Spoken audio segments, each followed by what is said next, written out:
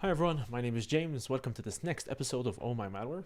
This is a channel where we grab real malware samples and we run them, just as if an organization received them via any delivery method you can think of, or perhaps even maliciously due to insider threat.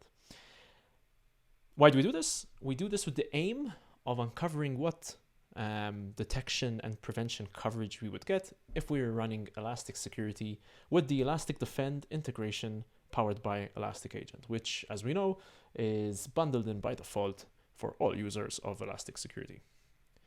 Today we're going to be looking at a sample by the GOLD SOUTHFIELD group. This is very commonly known as REvil or sometimes as Sodinokibi. I hope I'm pronouncing that correctly. This hit pretty hard in 2021 with the Kaseya supply chain attack. I'm sure if you're watching this channel, you've heard of it. And we're gonna dive in and run the sample and see our coverage. So we're just gonna go ahead. Why don't we take a look, as we did with the first episode, we take a look at our agents here. So we have, as a reminder, we run these samples simultaneously on two different Windows machines. In this case, Windows, because it's a Windows sample. One of them is running our Elastic Agent with the Defend integration in what we call detection only mode, meaning we will passively detect any malicious files or activity rather than prevent them. And the second machine is doing the exact opposite. Instead of just detecting, it will actively try and prevent any activity or malicious files that get detected. So here are our agents. I'll flip to the alert page so you can see that there are currently no alerts for today. And then we will go run those samples. So here we are, no alerts just yet. I will load up those machines. So we've got one detection machine here, or I should say a machine running our agent in detection only mode, and the equivalent with the prevention mode. Just like I did in the first episode, I'm going to go ahead, run these samples, and then I will cut the video for a few minutes just to give time for any SIM rules to run on their schedules, because they are defined on a schedule, and then we'll come right back in and start walking through this. So let me go ahead and extract these samples.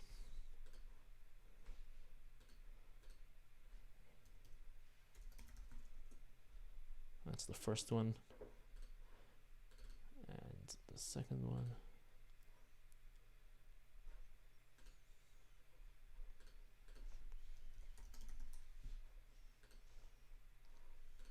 Excellent. You can see on the detection mode, as it was written to disk, we already got a malware detection alert. We should see the equivalent pop up here. I'm gonna give these files an extension that will allow us to run them. In this case, it's just a portable executable.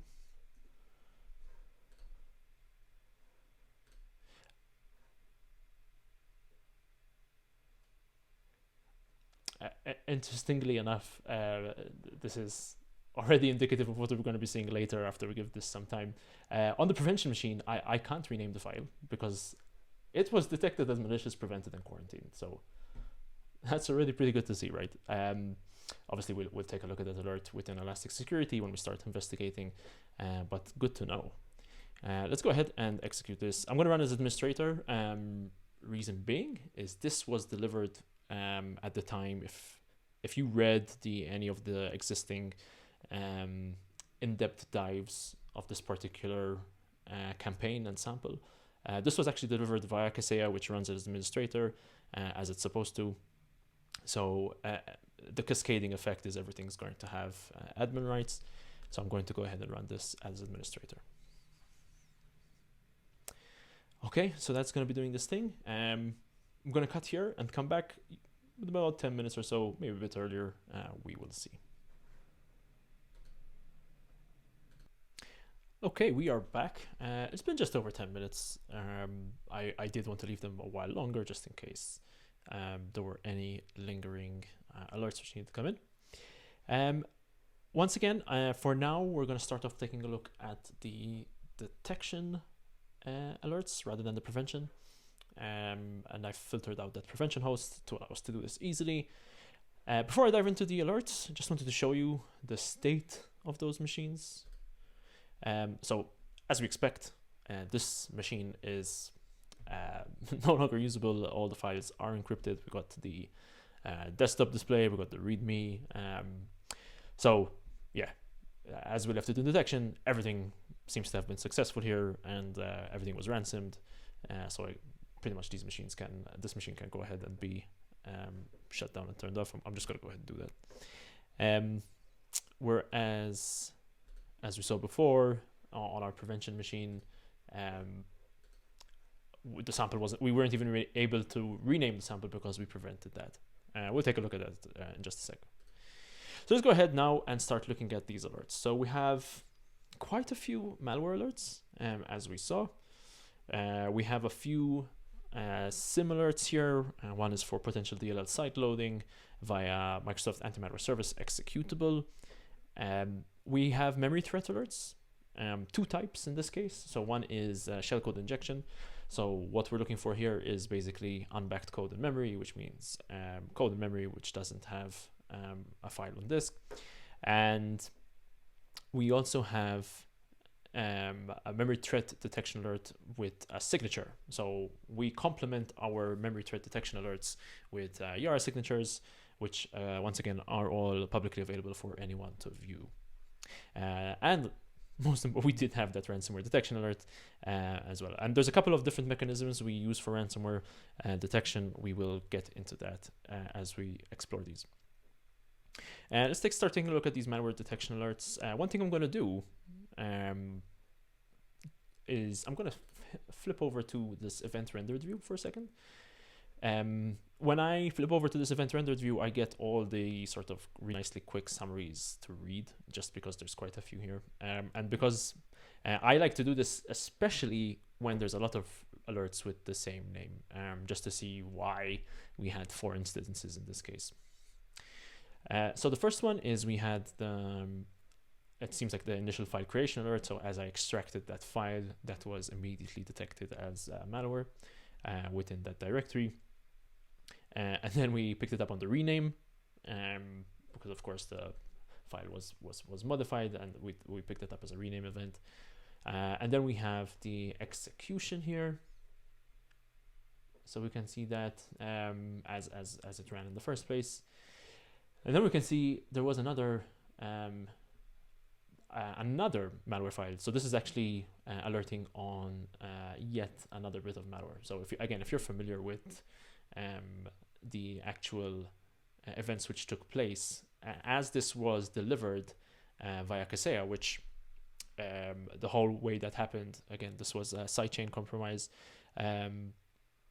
I should say not sidechain, supply chain compromise, where Kaseya servers were infiltrated, and then this was actually pushed out as an update to users of Kaseya.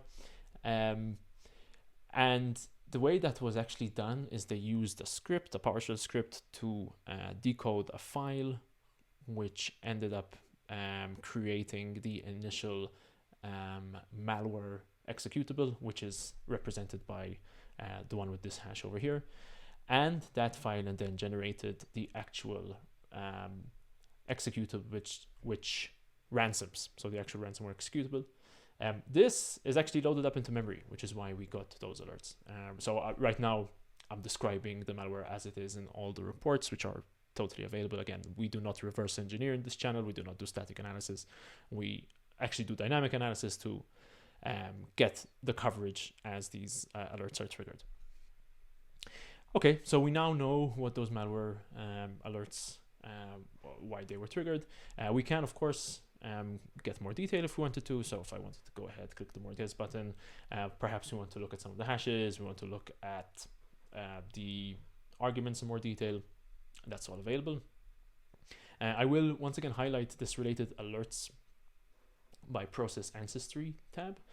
So we can see literally every single alert that was triggered is related here, because they all are spawned out of the same process tree, which again is extremely helpful if we're doing, sifting through a ton of different alerts. Again, this environment is very clean, 2 machines, a specific sample executed in a real production environment. Very rarely do you have this scenario where you don't have other alerts intertwined, right? So just want to highlight this again. Okay, so we took a look. We now know what happened with those malware detection alerts. You can see in between those, there was also over here a potential DLL side loading via Microsoft Anti-Malware Service executable. What is this? So Microsoft Anti-Malware Service executable is totally benign. It is software provided by Microsoft.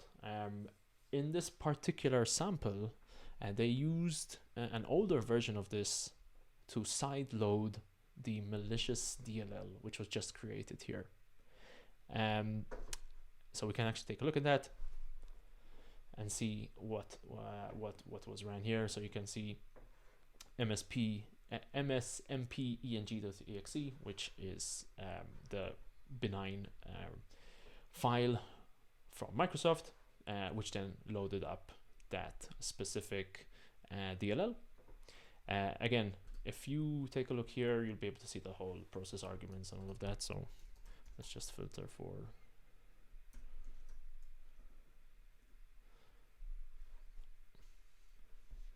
the process files. And once again, remember, if you're trying to identify why we what was actually detected in terms of like what is Elastic looking for, we give you the full query and everything else, and you can take a look at all of that detail right within the rule definition page. If you haven't seen what these look like, I'll just load one up real quick. We also list out all the MITRE ATT&CK tactics, techniques, and sub techniques as well. So in this case, if we take a look at the definition here, what this rule is looking for is a process event, specifically where the type is start, so a process starting. The original file name is msmp.eng.exe.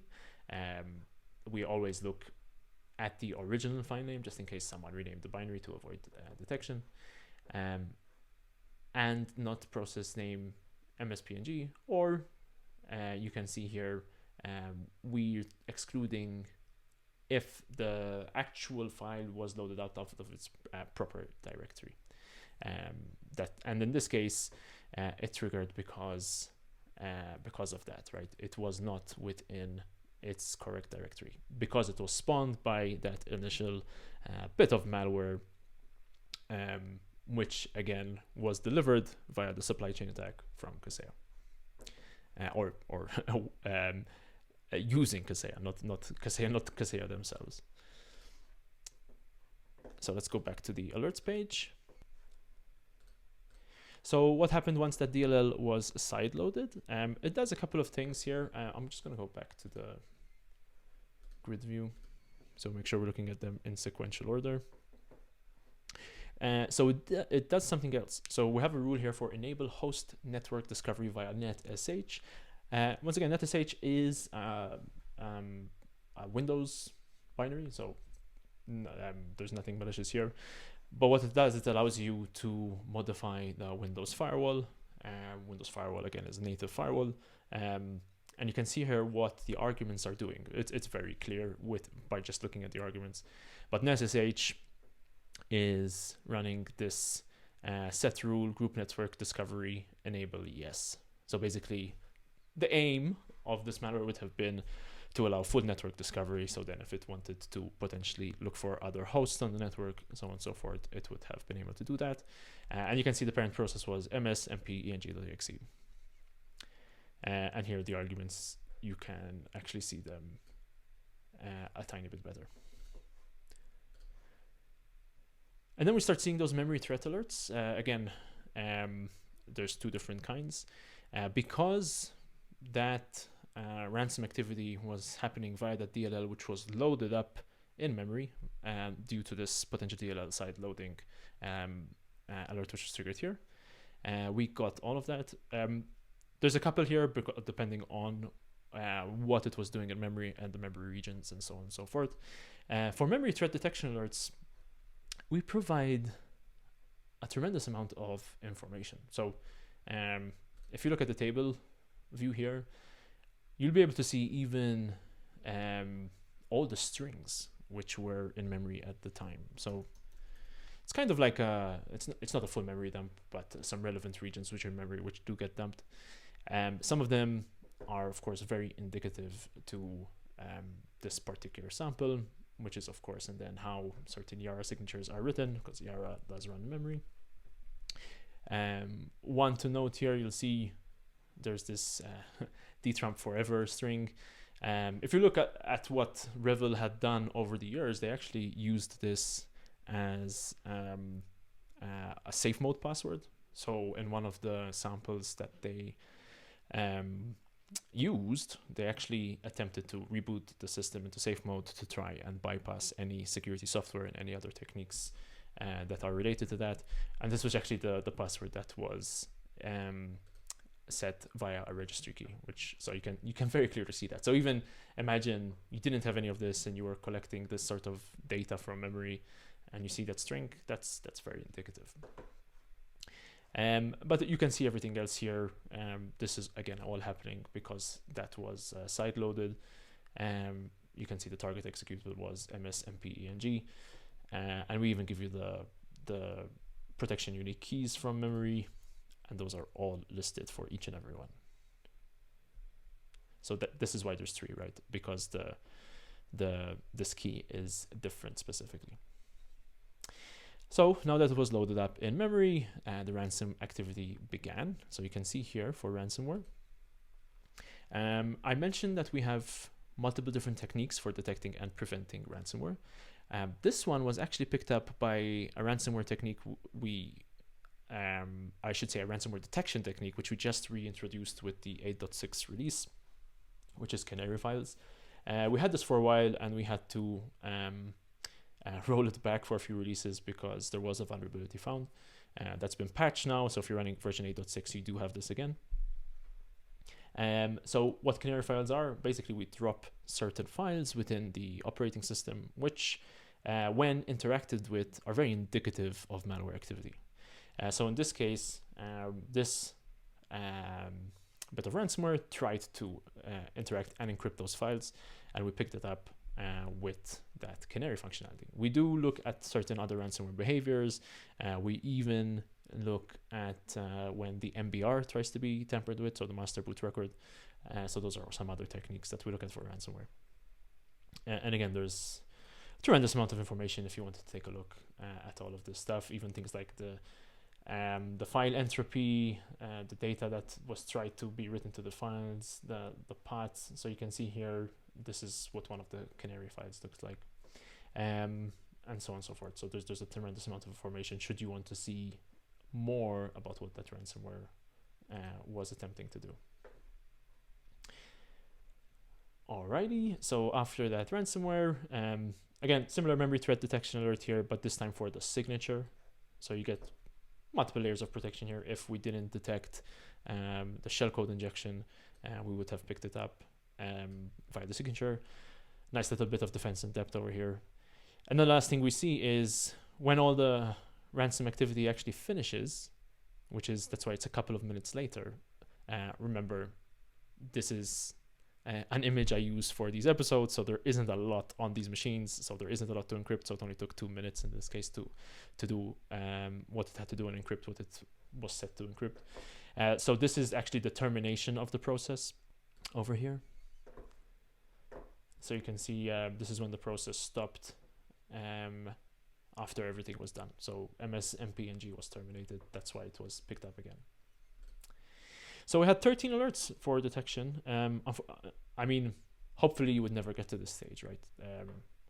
Even if you did have a more relaxed policy and you didn't have everything in prevention mode, hopefully you would have come to the point where you weren't ransomed. Maybe at the very least you would have had ransomware preventions enabled and not allow that activity. But yeah, pretty good coverage here. Let's take a look at the graphical analyze view. This one is going to be very straightforward. You have Explorer with those 2 alerts because those malware detection alerts when I wrote the file to disk and renamed it. A bunch of stuff happening there. I think this is more or less typical Explorer activity.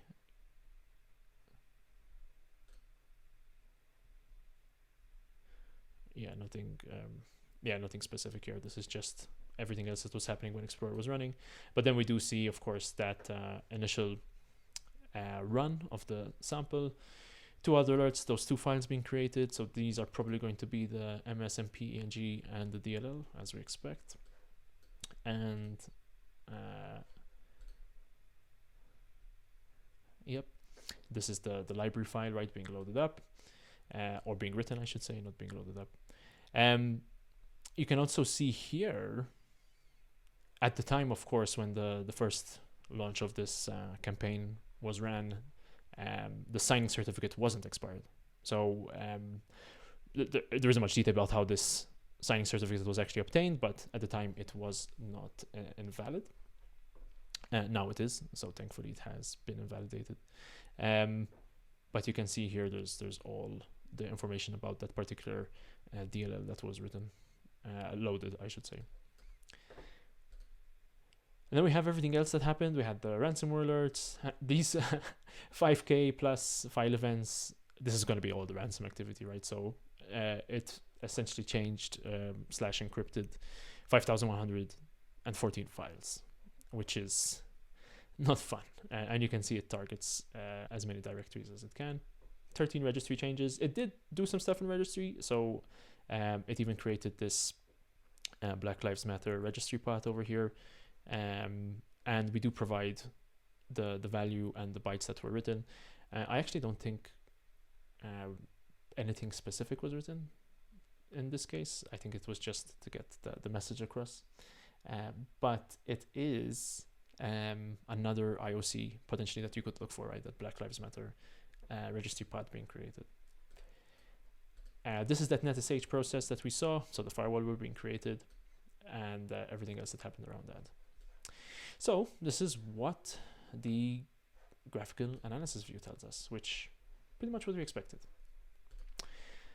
Excellent. So that was the detection activity. Let's pivot over to the prevention activity now. Prevention is going to be pretty short, I believe, because not too much was allowed to happen. So I'm just going to exclude this host now and re-enable the prevention host. So yeah, 1 alert, malware prevention alert. I'll switch to the event rendered view. So in this case, this is exactly what you'd hope to see in production, right? As soon as the malware was written to disk, it was immediately determined to be malicious and quarantined. Quarantined is the default behavior. You can turn off quarantine off. It still won't be able to do anything, but quarantining it adds that additional layer of protection. It is also encrypted as it's quarantined. But you can see here, yeah, nothing else was able to happen. Which is great to see, especially in any production context. So obviously, this is the most ideal state we could get. We do know that there are some organizations which aren't going to leave everything in prevention mode. Hopefully, at the very least, you would see the ransomware detection, the ransomware preventions enabled, right? At the very least, hopefully as much as everything else is.